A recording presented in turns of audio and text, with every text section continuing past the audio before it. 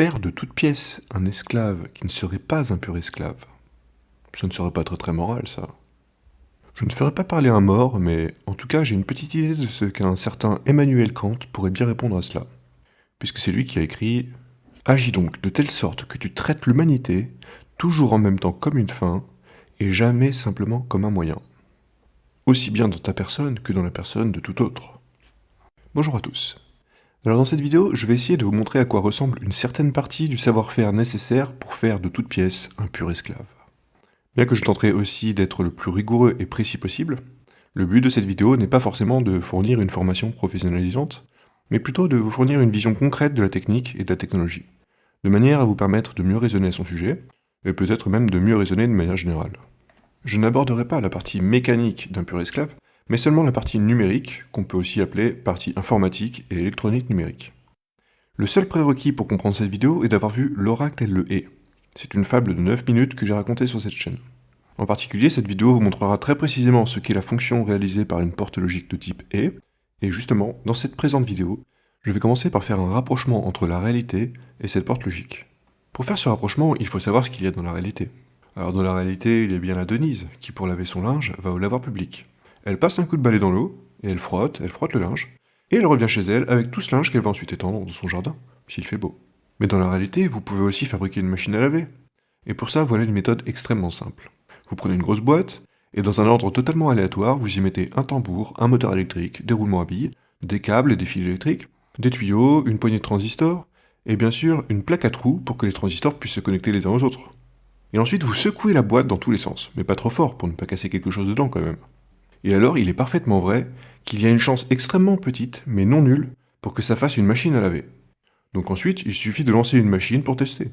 Et si ça ne marche pas, vous recommencez tout jusqu'à ce que ça marche. Alors cette méthode a le mérite d'être extrêmement simple pour faire une machine à laver, ou toute autre machine d'ailleurs. Sauf que d'après mes calculs, il faudra environ 10 puissance 1 million d'années, c'est-à-dire un nombre d'années qui s'écrirait avec un 1 suivi d'1 million de zéros derrière, pour avoir une chance sur deux de réussir à la faire. Et en réalité, j'ai dû vulgariser ce nombre d'années puisque le nombre exact serait beaucoup trop compliqué à écrire ici. Bon allez, je vais quand même écrire ce nombre, et les matheux pourront mettre pause pour s'amuser à tenter d'en faire un plus grand avec aussi peu de caractères. Donc avec une telle méthode, c'est sûr qu'entre aller au lavoir et se lancer dans la fabrication d'une machine à laver, le choix est vite fait. Et c'est bien là tout l'objet de cette vidéo. En rapprochant la réalité et la porte magique décrite dans l'oracle LE, je vais tenter de vous montrer comment on peut agencer efficacement certains composants de manière à faire la partie informatique de n'importe quelle machine. Que cela soit une machine à laver, un ordinateur, un smartphone, un hélico, une caméra, et encore des milliers de machines dont vous et moi n'avons même pas conscience, alors même que nous les utilisons indirectement, rien qu'en choisissant d'acheter des choses en fonction de certains critères comme la qualité, le prix, l'impact écosystémique ou autre. Mais aussi, grâce à cette vidéo, vous pourrez améliorer votre propre légitime défense. Car ce dont je veux vous parler peut aussi servir à faire la partie numérique d'un lance-roquette anti-char à tête chercheuse par exemple.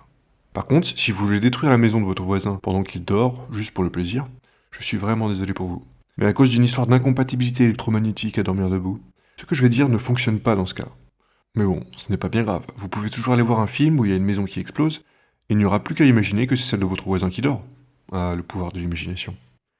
Bon, comme je ne voudrais pas que vous soyez trop déçus à la fin de cette vidéo, sachez que comme je suppose que vous êtes totalement ignorant dans ce domaine, malheureusement, dans cette vidéo, je n'aurai pas le temps de vous dépeindre l'entièreté d'un processeur d'ordinateur, ou autre composant d'une aussi grande complexité, mais par contre, je vais vous dépeindre une brique de base qui est utilisée un peu partout dans la partie numérique d'un pur esclave. Il s'agit de quelque chose dont j'ai déjà parlé à travers la fable de l'oracle LE, il s'agit de la porte logique de type E. Et oui, aussi bizarre que cela puisse paraître, il se trouve qu'une telle chose existe bel et bien dans le monde réel. Et vous en utilisez très certainement des milliards quotidiennement. Par contre, vous vous doutez bien que la technologie actuelle n'est pas du tout celle qui est présentée dans l'oracle LE. Il n'y a pas de propriété de racisme systémique d'une porte qui serait dans une boîte en briques rouges. C'est parfaitement ridicule, évidemment. Non, en fait, la technologie actuelle est à base d'électricité et de transistors, et c'est avec ça qu'actuellement, dans le monde entier, des milliards de portes logiques de type E répondent par oui ou non à une question de la forme « Est-il vrai que les booléens présents sur mes entrées A et B sont vrais en même temps ?» Et ce, quelques milliards de fois à chaque seconde qui passe. Si vous ne souhaitez pas croire sur parole ce que je vais vous dire, car par exemple, ce diplôme d'ingénieur en électronique et traitement du signal, qui est le mien, n'est qu'un argument d'autorité sans grande valeur à vos yeux, Eh bien, libre à vous de compléter cette vidéo en vous procurant une porte logique de type E afin de vérifier tout ce que je vais vous dire. Je ne vous conseille pas d'en acheter une, mais voilà, le fait est que pour acheter une porte logique, vous pouvez vous rendre sur un site de vente de composants, le lien vers ce site est en description. Et vous pourrez par exemple y acheter ce magnifique modèle de porte E. Un conseil, faites un achat groupé, car comme vous pouvez le voir ici à droite, le prix unitaire est 5 fois plus petit si vous en achetez par paquet de 1500. Ensuite regardez, en cliquant sur ce lien vers un PDF ici à gauche, on tombe sur la datasheet du composant. Littéralement, datasheet veut dire feuille de données. C'est un document qui donne toutes les informations qui pourraient être utiles à un utilisateur du composant. Si vous préférez une version en français, ne cherchez pas, ça n'existe pas pour les composants électroniques. Alors tout d'abord, en voyant le titre ici, on peut voir que l'appellation anglophone est un peu plus épique qu'en français, puisqu'ils ne disent pas porte-et, mais plutôt portail-et. Allons maintenant directement à la fin du document. Ici, on peut voir les plans qui fournissent toutes les dimensions géométriques du composant. On peut voir que le composant fait presque 3 mm de long. C'est déjà petit par rapport à nous, mais il faut savoir qu'on peut en faire des beaucoup plus petits que ça. Quelque chose de l'ordre de 100 000 fois plus petit. Au cas où ça serait plus parlant pour vous, 100 000 fois plus petit que 3 mm, c'est de l'ordre de la taille d'un virus. Bon, maintenant que vous avez sûrement très envie d'en apprendre davantage, voici les grandes questions auxquelles je vais répondre dans cette vidéo. Tout d'abord, à quoi sert cette porte logique? Je vais y répondre tout de suite par « ça sert à faire des purs esclaves ». Et je ne vais pas plus développer cela dans cette vidéo. Ensuite, je vais répondre à la question « comment utilise-t-on cette porte logique ?»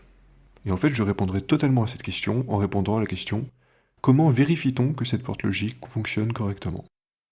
Et enfin, après vous avoir montré ce qu'il y a à l'intérieur de la porte logique la plus simple qui puisse exister, je vais vous proposer de jouer à un petit jeu de construction, et après vous avoir donné un indice, je donnerai la solution la plus simple à ce petit jeu de construction.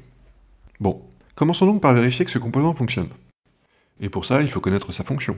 Mais comme vous avez vu la fable de l'oracle et le hé, vous connaissez déjà cette fonction, rappelez-vous, elle était décrite par ce tableau. Et donc dans la datasheet du composant électronique, on devrait trouver quelque chose qui y ressemble. Et effectivement, dans la section Functional Description, on trouve une Function Table, que les anglophones appellent aussi Truth Table, c'est-à-dire table de vérité. Vous pouvez constater qu'il n'y a bien que sur la forme que ces deux tables diffèrent. Et en établissant la correspondance entre les deux, on voit que le symbole H représente le booléen oui, ou vrai si vous préférez, alors que le symbole L représente le booléen non, ou faux si vous préférez. Et en bas dans la légende, on voit que H et L correspondent respectivement à des niveaux de voltage, les niveaux high and low. C'est-à-dire, en français, que H correspond à un fort potentiel électrique, et L correspond à un faible potentiel électrique. Alors, avant d'aller plus loin, ce qu'il y a de plus efficace pédagogiquement, c'est que je fasse un petit cours niveau collège de 8 minutes pour ceux qui ne savent plus ou n'ont jamais su certaines choses concernant ce potentiel électrique. Car cette chose est très importante pour vraiment bien comprendre confortablement la suite. Donc il faut se concentrer rien que là-dessus pendant les 8 prochaines minutes. Alors, un potentiel électrique, en ce qui nous concerne ici, c'est quelque chose qui peut régner dans les matériaux conducteurs d'électricité, comme le cuivre ou le fer sous forme métallique. Et il peut y régner d'une manière plus ou moins forte. Et d'ailleurs, le seul critère qui permet de différencier deux potentiels électriques, c'est le seul critère de la force. Et cette force, ou ce niveau si vous préférez, s'exprime avec un nombre de volts. Et le niveau 0 volt n'est pas le plus petit. C'est-à-dire qu'un niveau de potentiel peut être négatif, et donc le 0 volt est un niveau comme les autres. Il n'a absolument rien de particulier. En résumé, le potentiel électrique est une grandeur algébrique qui peut régner dans les matériaux conducteurs. Ensuite, ce qui est vraiment très intéressant à propos du potentiel électrique, en tant que signal, c'est que c'est vraiment le top du top en matière de vitesse de propagation, puisqu'il se propage à la vitesse de la lumière qui, je vous le rappelle, est le top du top en matière de vitesse. Donc par exemple, prenons un bout de cuivre ici à gauche, dans lequel on suppose qu'il règne un certain potentiel d'une valeur x. Peu importe la valeur. Et prenons un autre bout de cuivre en forme de fil électrique ici à droite, et disons qu'il n'y a pas de potentiel électrique qui règne dans celui-ci.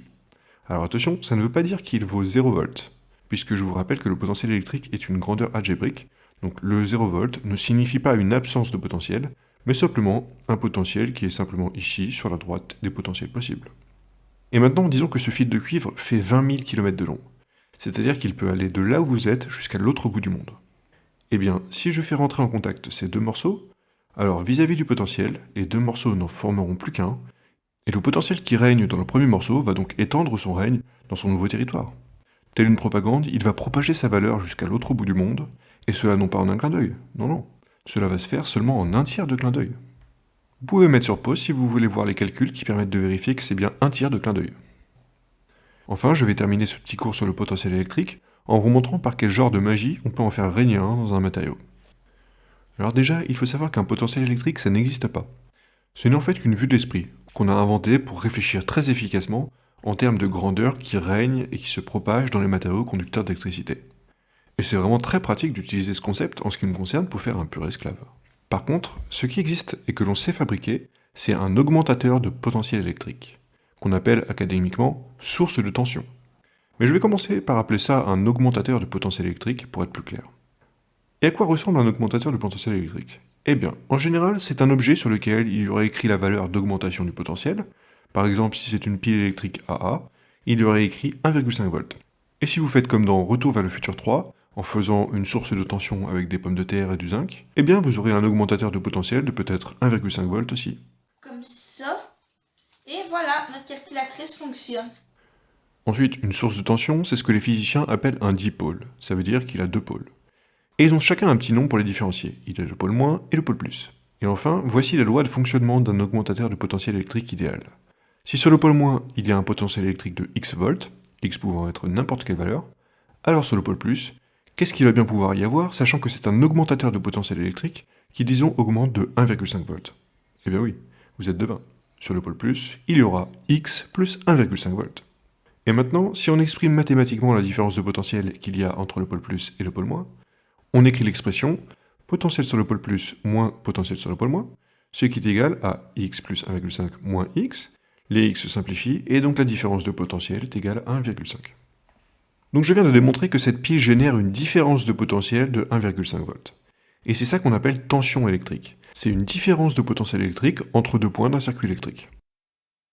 Donc en résumé, on n'a aucun moyen de faire régner un potentiel électrique dans un bout de métal. Par contre, si on en était capable, on aurait un moyen de l'augmenter avec une source de tension électrique. Donc on pourrait se dire que l'on fait fausse piste avec ce potentiel électrique. Mais ça serait dommage. Car si ça existait, ça serait vraiment très pratique pour concevoir un pur esclave. Mais ce n'est pas le moment de baisser les bras. Car en fait, regardez cette pile. Si on branche une lampe par l'intermédiaire d'une paire de fils qui vont de là où vous êtes jusqu'à l'autre bout du monde, la lampe s'allume, donc c'est bien que quelque chose se propage. Et qu'est-ce que ça peut bien être? Eh bien, en fait, ce qui se propage, ce n'est pas le potentiel électrique, mais c'est la différence de potentiel électrique. Eh oui, ce qui existe vraiment, c'est la différence de potentiel électrique, pas le potentiel lui-même. Donc ce que vous devez sûrement commencer vaguement à comprendre, c'est que dans un circuit électrique, comme ce circuit-là, on a le droit de choisir arbitrairement un point du circuit. Par exemple, dans ce circuit, il y a seulement deux points, il y a ce point-là et ce point-là. Quand je dis un point, ça veut dire un espace dans lequel le potentiel est partout le même. Je disais donc, on a le droit de choisir arbitrairement ce point-là, par exemple, et de décréter tout aussi arbitrairement que le potentiel y vaut tant pouvant être n'importe quel nombre. En fait, en faisant cela, vous décidez arbitrairement d'une référence de potentiel. Par contre, vous n'avez le droit de faire ça que sur un point, sinon ça devient évidemment n'importe quoi. Or, est-ce qu'on a le droit de dire n'importe quoi? Eh bien, demandons à Moira ici présente. Stupidity is not a right. Elle vient de dire que la stupidité n'est pas un droit. Demandons maintenant à Genji, est-ce qu'il faut pénaliser la stupidité? Yeah! I am certain of it. Genji. Donc par exemple, je peux choisir ce point ici, qui est connecté au pôle moins de la pile, et décréter qu'il y règne un potentiel de 0 volts. Je pourrais choisir moins 5 volts ou 10 000 volts, peu importe, parce que ce qui compte vraiment, ce qui a un réel impact dans la réalité, ce n'est jamais un potentiel électrique, mais toujours une différence de potentiel électrique entre deux points. C'est-à-dire une tension électrique entre deux points. Or, si maintenant on fait varier mentalement notre référence de potentiel, c'est le potentiel de tous les autres points du circuit que l'on fait varier de la même manière, et donc les différences de potentiel entre n'importe quelle paire de points, elles ne varient pas lorsqu'on fait varier la référence. Alors ça, c'est la théorie qui est indépendante de toute considération pratique. Mais en réalité, même si ça ne pose aucun problème théorique, on ne va pas choisir notre référence de potentiel en choisissant une valeur au hasard sur n'importe quel point du circuit. Car en fait, il y a une convention qui s'impose par le pragmatisme des gens qui ont un peu de bouteille dans la conception du circuit électrique. Et puis c'est bien d'avoir des petites habitudes en commun aussi, pour que l'on puisse s'y retrouver facilement d'une conception à l'autre. Et voilà en général à quoi ressemble cette convention concernant le choix d'une référence de potentiel. En général, il est préférable de placer la référence de potentiel là où le potentiel est le plus faible. Donc par exemple, dans notre circuit qui fait d'une pile et d'une lampe, le potentiel est le plus faible ici, sur la borne moins, puisque sur l'autre point ici, le potentiel est forcément plus fort, puisque la pile est un augmentateur de potentiel. Ensuite, concernant le choix de la valeur du potentiel de référence, Eh bien, de manière à simplifier les calculs, il est préférable de choisir une valeur de 0 volts. Et dans quelques minutes, vous pourrez voir très concrètement dans le cas de la porte logique, pourquoi c'est très pragmatique de choisir 0 volts et pas une autre valeur. Et si vous êtes matheux, vous vous doutez bien que vu que le potentiel est une grandeur algébrique, intuitivement, on sent bien qu'il vaut mieux choisir 0, car c'est l'élément neutre de l'addition. Ah, c'est beau les maths, en une petite phrase, on peut dire tellement de choses si précises. Enfin, un dernier point de convention pragmatique. Pour aller plus vite, on appelle souvent la référence de potentiel électrique avec un petit nom. On dit que c'est la masse. C'est juste un nom, ça n'a rien à voir avec la masse d'un objet massif. Maintenant, je vais terminer ce petit cours sur le potentiel électrique en mettant au clair ce qu'il faut comprendre quand on dit qu'un interrupteur est ouvert ou fermé. Parce que je sais qu'il y a des confusions là-dessus. Alors avec ces schémas, on peut voir que topologiquement, un circuit électrique, ici à gauche, on peut voir ça comme une pièce d'un bâtiment. Et alors un interrupteur, c'est comme une porte. Et donc ouvrir ou fermer la porte, ça correspond vraiment à ouvrir ou fermer un circuit. Pas de souci là-dessus. Par contre, et c'est là la cause d'une confusion courante, c'est que l'analogie ne peut pas être poursuivie lorsqu'on se demande est-ce que la circulation est possible. Parce que dans le cas de la pièce, c'est quand la porte est ouverte que quelqu'un peut passer, alors que dans le cas du circuit, le potentiel se déplace entre guillemets dans les murs de la pièce et dans la porte, et donc c'est quand l'interrupteur est fermé que le potentiel peut passer. Bon, ça y est, vous êtes maintenant solidement armé du concept de potentiel électrique, vous savez donc que ça peut régner ou être absent, que ça a une valeur, que ça se propage à la vitesse de la lumière. Vous savez aussi que ce n'est qu'une vue de l'esprit, car ce qui existe, c'est la tension électrique, donc la différence de potentiel électrique entre deux points. Mais vous savez qu'on peut quand même raisonner avec, et que c'est même très pratique. Il me sera donc maintenant très facile de vous donner une idée très précise de comment on peut vérifier qu'une porte logique fonctionne. Alors pour ça, allons voir la section pinout, ou pinning, de la datasheet du composant. On y voit une vue du dessus du composant, et ce pinout donne le nom et la position des 5 pattes du composant. En haut à gauche, on voit bien sûr les 2 pattes qui sont les 2 entrées A et B de la porte logique. En bas à droite, une patte pour la sortie Y. Et il reste 2 pattes qui sont nommées GND et VCC. Alors pour clarifier ce schéma, je vais redisposer les pattes comme ça. Et avant de s'intéresser aux pattes A, B et Y, voyons à quoi servent les pattes GND et VCC. Alors si vous avez quelques connaissances en appareil électrique, vous allez sûrement avoir le mauvais réflexe de penser que ces pattes servent à alimenter le composant en énergie électrique. Eh bien, dans le cas d'une porte logique, ça ne serait vraiment pas pertinent de penser ça. Car en fait, la vraie raison, c'est que le composant a besoin de connaître, entre grosses guillemets, deux choses. Connaître quel est le potentiel qui représente un oui, et connaître quel est le potentiel qui représente un non. Et c'est à ça que servent ces pattes. Donc pour que le composant fonctionne, on applique un potentiel fort sur VCC, ce que je représente avec un rond avec un oui dedans, et un potentiel faible sur GND pour représenter le non, comme ça. Alors juste au cas où ça sera encore très frais pour vous, cette histoire de potentiel électrique, concrètement, pour mettre ce oui et ce non, on a juste à faire ça. On prend une pile et on connecte le pôle plus sur le VCC et le pôle moins sur le GND. Voilà, mais ça deviendrait vite fouillis si on schématisait ça comme ça, donc je vais plutôt mettre des symboles comme ça, pour représenter la connexion des pattes à l'un ou l'autre des potentiels. Et d'ailleurs, pour être exact, d'après la datasheet du composant, il faut que le potentiel fort soit à 3 volts de plus que le potentiel faible. Donc si on n'a que des piles de 1,5 volts, il nous faut en fait 2 piles qu'on va mettre comme ça, en série, pour augmenter 2 fois de 1,5 volts le potentiel de notre masse, ce qui nous donne bien une différence de potentiel de 3 volts, comme exigé dans la datasheet du composant. Bon, maintenant, pourquoi est-on obligé de faire ça pour que le composant fonctionne ? Eh bien, pour comprendre ça, voilà un schéma équivalent de ce qu'il se passe à l'intérieur du composant. Et avant de commenter ce schéma, j'insiste sur le fait que c'est un schéma équivalent. Donc ça ne représente pas vraiment la réalité, mais par contre, ça ne trahit pas l'idée générale de comment les pattes GND et VCC sont utilisées à l'intérieur. Et aussi, avant de commenter ce schéma, je vais supprimer le contour du composant, histoire de clarifier le schéma. Et je vais même supprimer les pattes VCC et GND pour clarifier encore un peu plus. Voilà. Maintenant, regardez l'interrupteur que je bascule de haut en bas. S'il est en position haute, il va propager le oui qui est sur la patte VCC vers la sortie Y. Alors que s'il est en position basse, c'est le non qui vient de GND qui va être propagé vers la sortie. Et bien sûr, le nuage qui est à gauche sert à représenter le fait que la position de l'interrupteur est commandée en fonction de la combinaison de booléens présentes sur les entrées A et B. Et c'est bien sûr pareil pour toutes les sorties de n'importe quel composant. Par exemple, si notre composant avait en fait, comme ici, une deuxième sortie nommée Y2, on aurait alors ce schéma équivalent, avec un autre interrupteur dont la position serait aussi commandée par les entrées A et B. Bon, ok. Si on récapitule, pour faire fonctionner le composant, on écrit un non sur la patte GND, on écrit un oui sur la patte VCC, et on écrit un booléen sur chacune des entrées A et B. Et en faisant tout ça, si le composant n'est pas défectueux, il y aura un booléen à lire sur la sortie Y du composant. Et il suffira de vérifier que ce booléen est bien celui qui doit sortir en fonction de ce qu'on a mis sur les entrées. Confère la table de vérité. Et donc maintenant, il ne nous reste plus qu'à savoir comment lire ce booléen. Alors, comme vous vous en doutez sûrement, pour lire le booléen ici, il suffit de mesurer le potentiel électrique qui se trouve sur cette sortie. Sauf qu'en fait, comme vous pouvez aussi vous en douter si vous êtes extrêmement intelligent, on ne peut pas mesurer directement un potentiel électrique. Ça n'a en fait pas le moindre sens physique. Car comme vous l'avez peut-être compris, un potentiel électrique à un endroit d'un circuit est défini à une constante additive près. Par contre, ce qui a un sens physique, c'est de mesurer une différence de potentiel entre deux points du circuit, c'est-à-dire une tension. Et techniquement, comment fait-on ça ? Eh bien, on utilise un voltmètre. C'est un appareil qui a deux pointes, et on a juste à placer une de ces pointes sur un point du circuit, et l'autre pointe à un autre endroit, et voilà, le voltmètre affichera la tension, c'est-à-dire la différence de potentiel qu'il y a entre ces deux points du circuit. Et c'est en particulier maintenant qu'on peut se féliciter d'avoir choisi une référence de potentiel avec la valeur de 0 volt. Parce que grâce à ça, avec un voltmètre, on peut mesurer la tension qu'il y a entre la sortie de la porte logique et cette référence de potentiel, qu'on appelle la masse.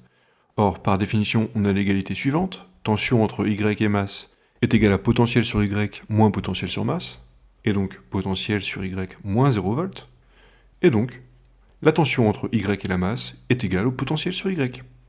Et donc au final, en mesurant la tension entre la sortie Y et la masse, on mesure en fait directement le potentiel sur la sortie Y. Et voilà, vous savez donc maintenant lire le potentiel, et donc le booléen correspondant, qui se trouve à la sortie d'une porte logique. Bon, et bien si vous avez suivi tout ce que j'ai raconté, vous pouvez maintenant imaginer, vous pouvez faire une simulation mentale très concrète de la vérification du fonctionnement de cette porte logique, car je vous ai communiqué un modèle, une représentation largement suffisamment précise de l'interface de ce composant, et de comment ce composant se comporte du point de vue utilisateur, et ce, même sans avoir parlé de ce qu'il y a concrètement à l'intérieur. Et maintenant, le moment est venu de voir ce qu'il y a à l'intérieur d'une porte logique. Je ne vais pas commencer par vous montrer l'intérieur d'une porte aussi complexe que la porte E, je vais plutôt commencer par la porte logique la plus simple qui existe, c'est la porte inverseuse, que l'on nomme aussi l'inverseur. Alors, sur le site de vente de composants, j'ai trouvé la datasheet d'un inverseur pour y trouver sa table de vérité. Elle montre que cette porte logique n'a qu'une seule entrée nommée A, ici à gauche, et on peut voir qu'elle ne s'appelle pas porte inverseuse pour rien, puisque vous pouvez voir que sa sortie Y est toujours l'inverse de son entrée. Si on a L en entrée, alors on a H en sortie, et vice versa. Voilà, on ne peut vraiment pas faire plus simple comme porte logique. Maintenant, si on regarde le pin-out du composant, on peut voir que c'est le même boîtier que pour la porte E, il y a 5 pattes, sauf que la patte numéro 1 est annotée avec NC, ce qui veut dire non connectée. C'est-à-dire qu'elle n'est connectée à rien à l'intérieur du composant. Donc je vais la supprimer pour simplifier. Et en même temps, je vais redisposer les pattes comme ça. Ensuite, comme pour la porte E, je fournis du oui et du non sur les pattes VCC et GND, et cette fois-ci, histoire de changer un peu, je représente le oui par le chiffre 1 en haut, et je représente le non par le chiffre 0 en bas. Ensuite, tel un archéologue, je vais gratter le plastique qui n'est que la couche de protection de ce composant. Je gratte, et qu'est-ce qu'on voit apparaître petit à petit à l'intérieur ? On voit un petit circuit fait seulement de 2 transistors en technologie CMOS. Et on voit que ces transistors ne sont pas du même type, puisque celui du haut a un petit cercle ici. Ce petit cercle signifie qu'il est de type PMOS, alors que l'autre en bas n'a pas de petit cercle. Il est donc de type NMOS.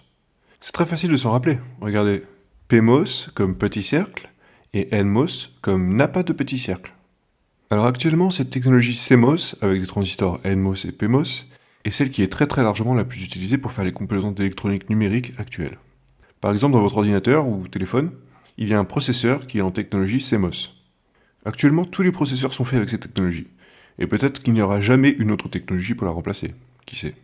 Enfin, pour clarifier, je vais finir de gratter en grattant toutes les pattes du composant. Voilà, c'est quand même bien plus clair comme ça. Bon, avant de commencer le petit jeu de construction, il faut en connaître les règles. Il faut donc que vous sachiez quelle est la fonction de ces transistors. Pour répondre à cette question, je vais enfermer ces magnifiques transistors en technologie CMOS dans des boîtes, comme ça. Et je vais dessiner des horribles symboles d'interrupteurs sur ces boîtes, comme ça c'est beaucoup plus parlant en termes de fonctionnalité. Et vous pouvez voir que j'ai laissé le petit cercle pour le PMOS en haut. Alors, que ce soit un PMOS ou un NMOS, dans tous les cas, ces transistors ont 3 pattes, et comme illustré par ces symboles, on peut voir qu'il y en a 2 qui jouent le même rôle que les 2 pattes d'un banal interrupteur. Mais contrairement à un banal interrupteur, ils ont aussi une 3e patte qui sert à commander l'ouverture et la fermeture de ces interrupteurs. Et c'est là qu'il y a une différence fonctionnelle entre le PMOS et le NMOS. En fait, le NMOS, donc celui du bas sur ce schéma, va se fermer si vous le commandez avec du 1, donc avec un potentiel fort. Et sinon, si vous mettez du 0, il va s'ouvrir. Et bien sûr, c'est tout le contraire avec le PMOS. Et donc maintenant, vérifions que ce circuit réalise bien la fonction inverseur, c'est-à-dire cette table de vérité. Et on voit bien que ça marche, puisque regardez, si je mets du 0 en entrée, alors c'est l'interrupteur du haut qui se ferme, Et donc en se fermant, il laisse propager le 1. Et celui du bas reste ouvert. Donc ce qu'on a en sortie est bien l'inverse de ce qu'il y a en entrée, puisqu'en mettant du 0 ici, c'est bien du 1 qui se propage en sortie. Et maintenant si on met du 1 en entrée, eh bien c'est tout le contraire. Donc on trouve du 0 en sortie. Donc on voit bien que la fonction de cette porte logique est bien réalisée grâce à ce circuit fait avec 2 transistors. Alors maintenant si on veut concevoir le circuit d'une autre porte logique avec des transistors CMOS, par exemple si on veut concevoir le circuit de notre fameuse porte logique de type E, il faut savoir qu'il y a des contraintes technologiques à respecter. En particulier, il faut savoir que les transistors PMOS ne peuvent servir qu'à propager du 1. Et il y a la contrainte inverse pour le NMOS. Pour des raisons de comment sont faits ces transistors, on ne va utiliser un transistor NMOS que pour laisser passer du 0. Donc autrement dit d'une façon plus imagée, à quoi va forcément ressembler un circuit d'électronique numérique en technologie CMOS? Eh bien forcément on a nos pattes GND et VCC, et si on les dispose en bas et en haut comme ça, alors forcément n'importe quel circuit aura un certain nombre de transistors NMOS dans la moitié du bas, et ils vont laisser passer du 0, provenant du GND, et il aura un certain nombre de transistors PMOS en haut, qui eux vont laisser passer du 1. Enfin, il y a une autre contrainte technologique à respecter, mais cela rejoint en même temps une question de bon sens. C'est le fait qu'il ne faut jamais mettre du 1 et du 0 en même temps sur un fil. Parce que déjà, ça n'aurait vraiment pas de sens, et aussi parce que ça ferait un court-circuit, et alors votre composant brûlerait dès le moment où vous mettez du 0 et du 1 en même temps. Par exemple, ça fera un court-circuit lorsque vous mettrez un 1 sur l'entrée A. Puisque je vous rappelle que concrètement, le 1 et le 0 sur GND-VCC, vous le faites avec une pile comme ça. Donc si jamais vous fermez l'interrupteur, vous reliez les deux pôles de la source de tension juste par un fil, ou presque. Et c'est le drame. C'est le court-circuit et concrètement votre transistor peut exploser. Parce qu'en surchauffant violemment, il va se gazéifier violemment depuis son centre, et donc il peut exploser. Et je sais ça par expérience. J'ai fait une fausse manip sur plaquette d'essai il y a 15 ans et je m'en rappelle encore. D'un coup, mon gros transistor de puissance avait disparu de la plaquette, il s'était volatilisé. Ok, maintenant voilà ce que je vous propose. Je vais récapituler en 10 secondes la fonction de ces deux types de transistors, et ensuite, à mon signal, si vous voulez, vous allez mettre la vidéo sur pause et vous allez prendre un bout de papier et un crayon pour faire un petit jeu de construction dont le but sera de concevoir le circuit de la porte logique de type E, dont je vais rappeler la table de vérité. Et sachez que si vous perdez patience, vous pourrez relancer la vidéo pour avoir le droit à un indice. Alors d'abord, voici récapitulé en quelques secondes la fonction de chaque type de transistor. Le transistor NMOS est fonctionnellement équivalent à un interrupteur qui ne peut propager que du 0. Et il faut le commander avec du 1 pour fermer cet interrupteur. Concernant le PMOS, il suffit de remplacer 0 par 1 et 1 par 0 dans ce que je viens de dire à propos du NMOS. Voilà, maintenant vous savez de quoi chercher comment réaliser la porte E, dont je vous rappelle la table de vérité. Vous pouvez mettre pause maintenant pour connecter autant de transistors que vous voulez. Voici l'indice. Commencez d'abord par réaliser la porte logique qu'on appelle non-E, ou NAND en anglais. La table de vérité de cette porte est la même que la porte E, sauf qu'il faut inverser toutes les valeurs de sortie. Autrement dit, la table de vérité de la porte non-E est celle-ci. Et une fois que vous aurez fait cette porte avec seulement 4 transistors, il suffira d'inverser la sortie de la porte non-E avec l'inverseur que je vous ai déjà montré. Voilà, il n'y aura pas d'autre indice, donc dans 3 secondes, si vous ne mettez pas pause, je vous montrerai la solution la plus simple. Un conseil, mettez au moins pause pour réfléchir à si vous voulez jouer à ce jeu de construction, parce que sachez qu'en voyant la suite, vous ne pourrez plus jamais y jouer, car je donnerai la solution. Et voilà la solution la plus simple, et vous pouvez constater qu'on voit bien des PMOS en haut et des NMOS en bas. Et bien sûr, vous pouvez vérifier que la fonction est bien réalisée. Et voilà, cette vidéo touche à sa fin, et si je ne surestime pas trop ma capacité à transmettre ce que je crois savoir, et que vous avez à peu près bien suivi ce que j'ai raconté, vous savez désormais utiliser des portes logiques et les concevoir en technologie CMOS. Et ça n'a peut-être pas l'air comme ça, mais c'est déjà un grand pas vers la connaissance du savoir-faire nécessaire pour savoir utiliser et concevoir un pur esclave.